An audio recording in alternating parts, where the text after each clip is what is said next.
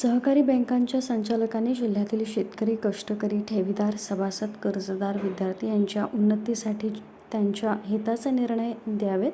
Bank शाखांची ग्राहकांची संख्या वाढवण्यासाठी प्रयत्न करावेत. पारदर्शक कामं करून ग्राहकांचं हित जोपासावं, असं आवाहन उपमुख्यमंत्री अजित पवार यांनी केलं.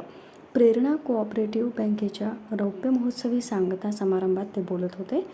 थातवडे इथं आयोजित या कार्यक्रमाला माजी आमदार विलास लांडे, अजित गव्हाणे, नाना काटे, बँकेचे चेअरमन कांतीलाल गुजर, व्हाईस चेअरमन श्रीधर वाल्हेकर, संस्थापक संचालक तुकाराम गुजर, बँकेचे संचालक, सभासद आदी उपस्थित होते.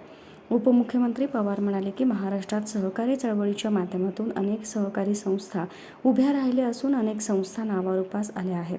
त्यापैकी एक असलेल्या प्रेरणा कोऑपरेटिव्ह बँकेची 25 वर्षांपासून प्रगतीच्या दिशेनं वाटचाल सुरू आहे.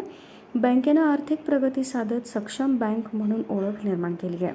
काही सहकारी बँका संचालक मंडळाच्या व व्यवस्थापनाच्या चुकीच्या निर्णयामुळे अडचणीत येतात. त्यामुळे सहकार क्षेत्र बदनाम होत असते.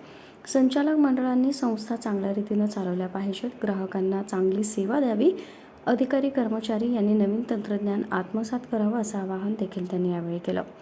सहकारी बँकांना 5 लाख रुपयांपर्यंत विम्याचं संरक्षण देण्यात आलं आहे.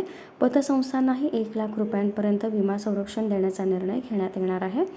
संस्थेने ग्राहकांच्या हिताच्या दृष्टीनं निर्णय घ्यावेत. इंटरनेटमुळं आर्थिक व्यवहार अतिशय सोपे झाले आहेत. UPI व्यवहारावर कोणतेही शुल्क आकारण्यात येत नाही. केंद्र सरकारनं UPI प्रणाली वापरायला प्रोत्साहित करण्यासाठी नुकतेच काही बदल केले आहेत. बँकेनं त्याची माहिती ग्राहकांना द्यावी, असंही उपमुख्यमंत्री पवार म्हणाले. यावेळी उपमुख्यमंत्री पवार यांच्या हस्ते उत्कृष्ट काम करणाऱ्या बँकेच्या 6 अधिकाऱ्यांना सेवा गौरव पुरस्कारानं सन्मानित करण्यात आलं.